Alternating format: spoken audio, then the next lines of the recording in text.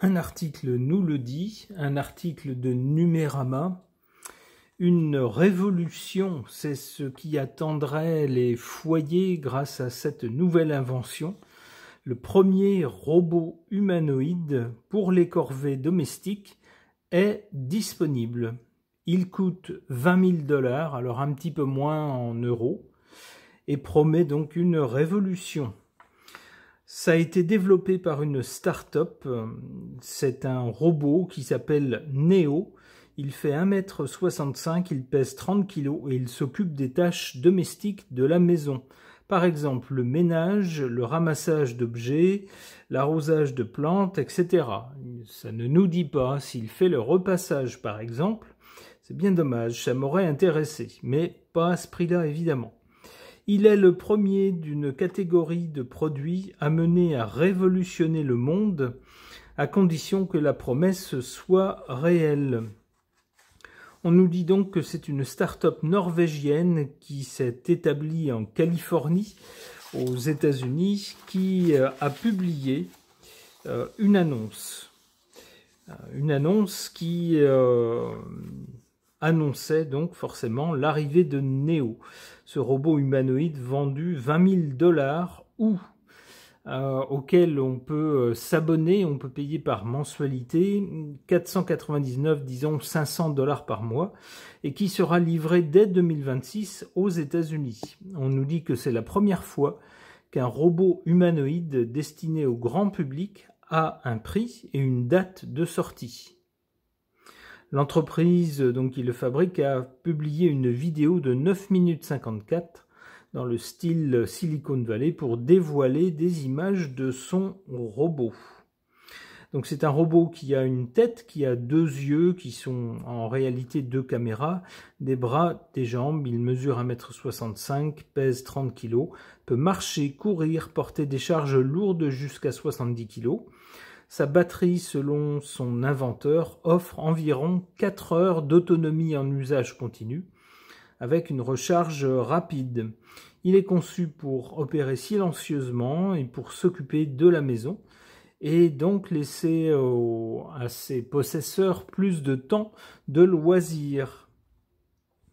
On nous dit que ce robot embarque une intelligence artificielle capable de comprendre le langage naturel, de mémoriser les préférences des utilisateurs et de les assister dans des tâches complexes, comme cuisiner, organiser la maison, porter les courses. Il est même possible de le télécommander à distance pour certains gestes délicats ou pour apprendre de nouvelles tâches, ce qui ouvre la porte à une nouvelle catégorie de produits attendus depuis des décennies.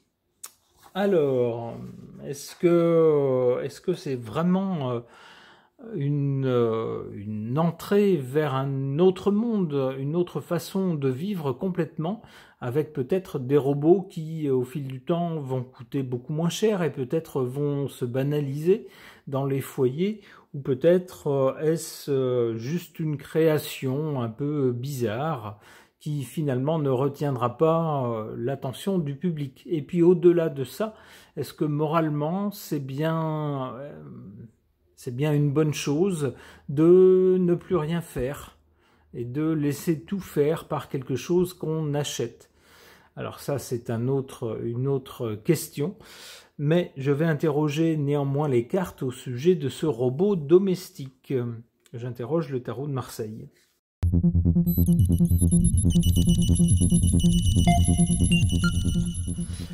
Eh bien, voilà une série de cartes très claires sur le sujet. À l'origine de ce robot, ou de ce type de robot, puisqu'on peut imaginer que d'autres entreprises vont se lancer également sur ce genre de choses, à l'origine donc, on a le battleur. Le battleur, c'est un bricolo qui invente des tas de choses, invente et fabrique des tas de choses, tente des tas de choses, sans recul, c'est-à-dire que c'est des nouveautés. On essaye des choses nouvelles. Pour le présent, quand même, avec l'ermite, on nous dit que le chemin va être long avant que ce genre de robot se banalise dans les foyers. Le chemin va être long et pas facile. Et pour l'avenir, pour le résultat, avec le diable, on a bien une diablerie. Haha, elle était facile. Alors avec le diable, on a quoi? On a d'abord un piège financier. On a également un piège par le fait qu'on séduit les gens. On séduit les gens avec quelque chose de facile, d'agréable, mais s'ils se laissent prendre à ce piège, ils vont devoir en payer le prix. C'est bien un peu ce que je voyais à la lecture de cet article, c'est-à-dire, alors pour nous non, parce qu'on est habitué à faire les choses par nous-mêmes, mais imaginez une génération des enfants qui naissent avec des robots domestiques qui font tout. Eh bien d'abord, ces enfants ne sauront pas comment faire les choses, puisqu'ils ne les auront pas faites. Ils n'auront pas le goût de l'effort non plus, c'est-à-dire que pour eux c'est normal, ça sera normal de ne pas faire toutes les choses de la maison, pas de repassage, pas de ménage, vous voyez, ce genre de choses. Et pour eux donc, eh bien, ils seront tributaires de ces robots, qu'il faudra qu'ils payent. Donc il faudra qu'ils payent une somme assez importante a priori, ou auquel ils soient abonnés. On nous parle d'une somme mensuelle. 500 $, c'est un peu moins en euros, mais c'est quand même pas rien. Donc on voit qu'on est piégé. On est piégé dans le confort, mais un confort qui a un prix. Et qui peut-être au fil du temps, on voit ici des petits personnages, piégerait les gens. Pas nous, parce que nous on sait faire les choses, et puis c'est pas dans nos habitudes, mais peut-être les générations futures. C'est comme ça que je comprends cette carte.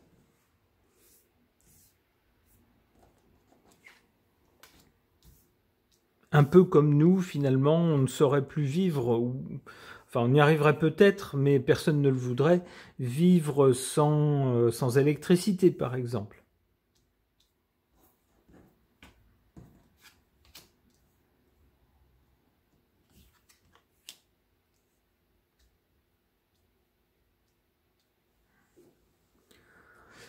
En carte défavorable ou négative, le chariot, de deux choses l'une, soit ces robots vont arriver trop tôt, trop vite sur le marché et vont être vendus alors que peut-être tout le monde n'est pas prêt à s'en équiper, peut-être aussi qu'on manquera de recul et puis de phase de test de ces robots. En tout cas, il y a une question de précipitation avec le chariot.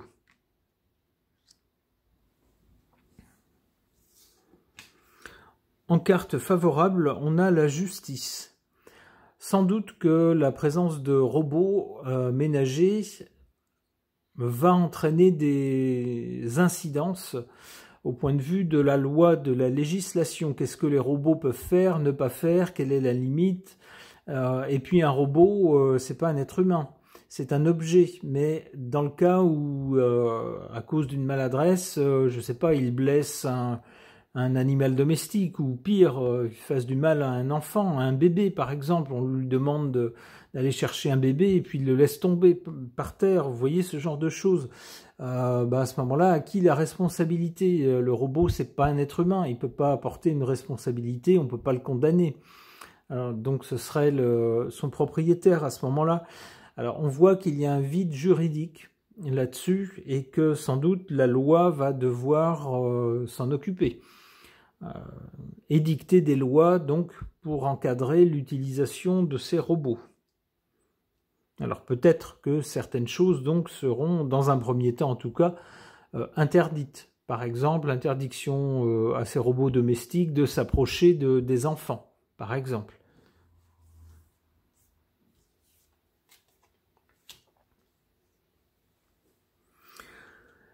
Alors, pour l'avenir, avec le diable, on a bien une entourloupe ou quelque chose de séduisant, mais qui, au final, contraint, crée une dépendance ou crée une contrainte, et puis a une incidence financière. Et peut-être qu'à cause de ça, avec l'amoureux, il y aura un choix à faire à l'avenir, c'est-à-dire qu'on aura deux types de personnes, ou deux types de foyers. Les gens qui se lanceront à fond dans le modernisme, alors on peut imaginer que c'est des gens qui auront les moyens, si les prix ne baissent pas par rapport à ce que nous a dit l'article. Il faudra quand même avoir les moyens de s'acheter ce genre de robot. Et puis il faudrait que ce soit des gens qui soient très férus de nouvelles technologies, de choses modernes. Et puis d'un autre côté, des gens qui vont dire non, non, non, nous on veut pas de ce truc-là. D'abord ça coûte une blinde. Et puis en plus, on ne sait pas trop où on va avec ce truc-là. Et puis est-ce que, comme de toute façon il y a des choses à distance, il y a forcément des connexions à distance, est-ce que ça peut pas être piraté? Est-ce que ça peut pas être un moyen de surveiller notre intérieur, par exemple? Donc on peut avoir des idées paranoïaques comme ça. On peut de façon plus terre à terre aussi se dire, eh ben qu'est-ce qui se passe si j'en achète un et puis qui me casse ma vaisselle, qui fait n'importe quoi dans la maison? J'aurais tout gagné là. J'aurais dépensé une somme folle pour un truc qui finalement n'est pas satisfaisant.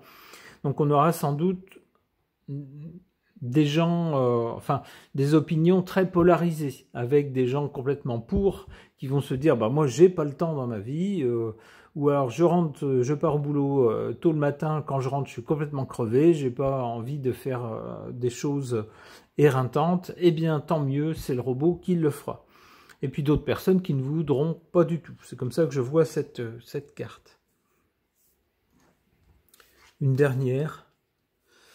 La papesse, peut-être qu'il y aura, à cause de ça, des gens qui observeront la chose dans un premier temps. Vont se dire, on n'est peut-être pas à 100% contre, mais on n'a pas envie d'être les premiers à essuyer les plâtres. Donc on va laisser faire d'autres gens qui sont plus enthousiastes que nous, puis on va regarder comment ça se passe. On va observer, on va écouter leurs témoignages, leurs avis. Alors forcément, dans un premier temps, ils ne voudront pas dire qu'ils se sont trompés si jamais ça se passe mal. Donc on va attendre quelques temps et puis attendre de voir si finalement leur retour d'expérience est positif ou pas. C'est comme ça que je comprends cette carte. Il y aura peut-être aussi derrière ces robots domestiques des choses qu'on ne sera pas pressé de nous dire. Alors je pensais à l'instant à des robots qui, puisqu'ils sont équipés de caméras, enverront forcément ce qu'ils voient quelque part, puisque ce sera des robots connectés. Mais à ce moment-là, on peut se poser la question, puisqu'il s'agit de notre intimité, vraiment de ce qui se passe chez soi, qui aura accès à ces images?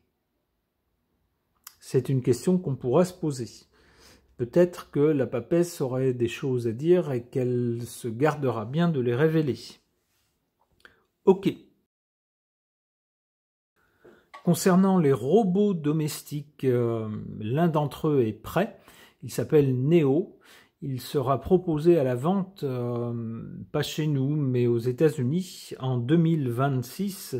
Mais ça marque l'arrivée des robots domestiques. Alors on peut penser qu'il n'y aura pas qu'une entreprise, mais que d'autres, sans doute, vont s'engouffrer dans la brèche et certainement perfectionner les robots, peut-être avoir des robots ensuite spécialisés dans certaines tâches, et puis sans doute que leur prix va baisser également. Mais cela chamboule en fait la vie quotidienne. Alors qu'est-ce que les cartes peuvent nous en suggérer? J'interroge mon oracle Béline augmenté.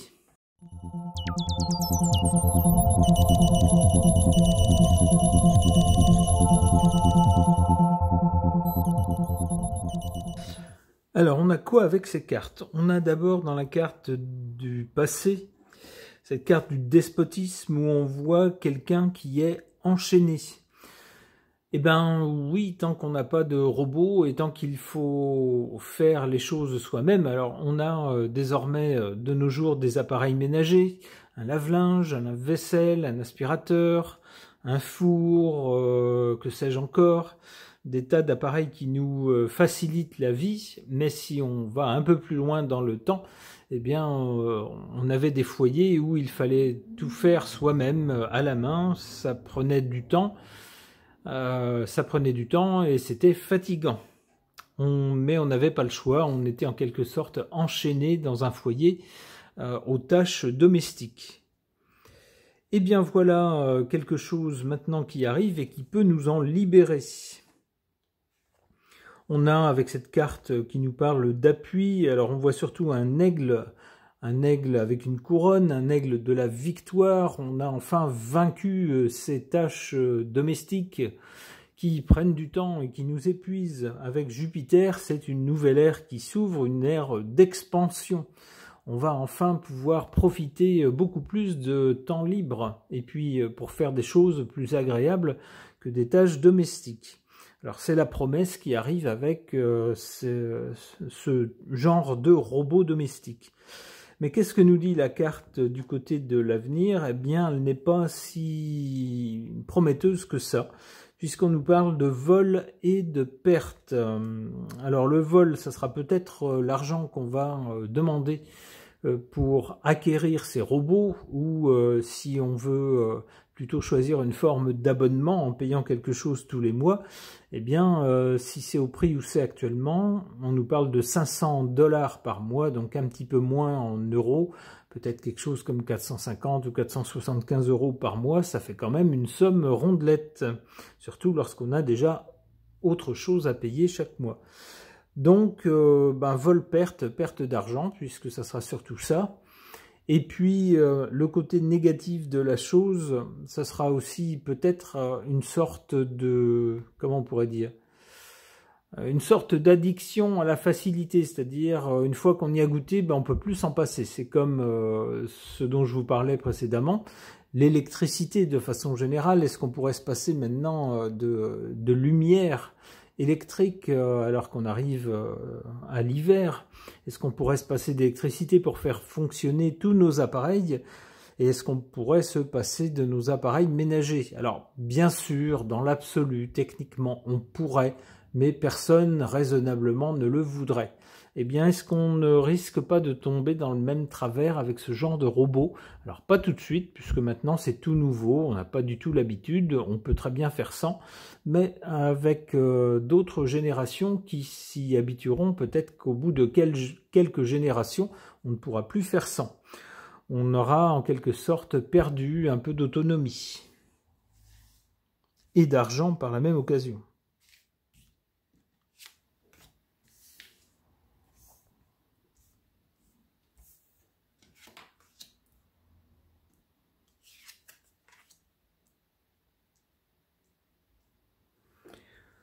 Alors, en carte défavorable, ici, par rapport à ces robots domestiques, on a la carte de la maladie.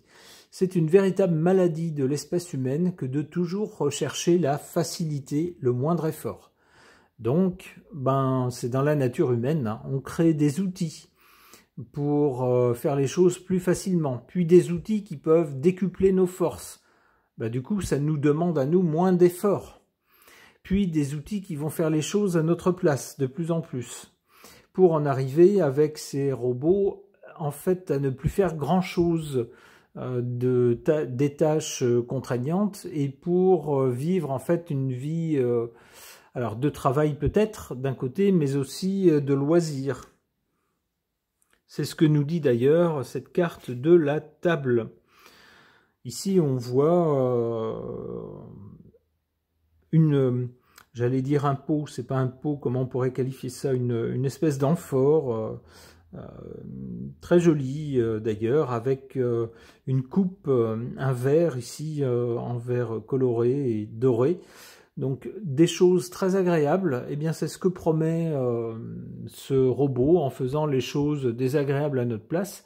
Ça nous libérerait du temps pour des activités, d'autres activités qui nous plaisent plus, ou pour tout simplement de l'oisiveté, du temps libre.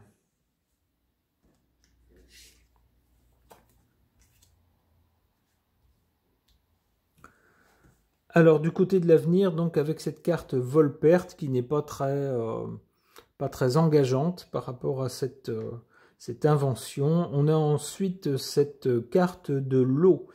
L'eau, ça peut faire penser à quoi? Alors d'abord on y voit avec ce bateau quelque chose qui franchit les mers? Eh bien, il en est bien question, puisque pour l'instant, ce robot n'est destiné qu'aux États-Unis, mais avec cette carte-là, on peut penser que cette invention franchira l'Atlantique et sera proposée un jour ou l'autre dans notre vieille Europe. Ça peut être ça. L'eau peut nous parler également de tout ce qui est sentiment et émotion.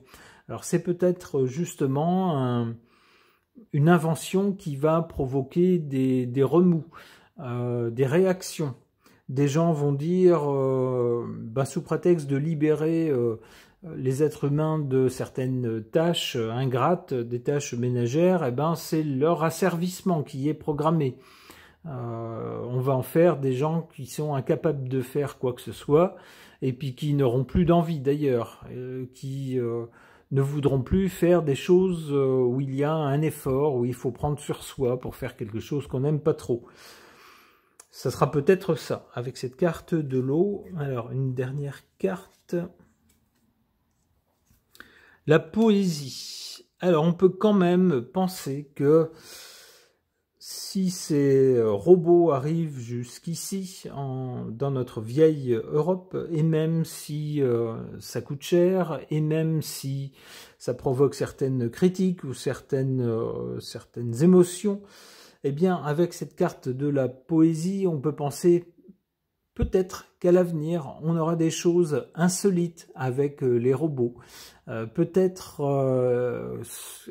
que ce sera l'occasion également pour les gens qui auront acquis cette merveille technologique de passer du temps à rêvasser, comme je le disais, c'est-à-dire un peu plus de temps libre dans une société où il faut aller vite, où il faut être efficace tout le temps, où on ne prend le temps de rien du tout. Eh bien peut-être qu'avec ces robots, ça nous libérera un peu du temps pour regarder le ciel, pour rêvasser en regardant les étoiles, ce qui amènerait un peu de poésie dans nos vies modernes.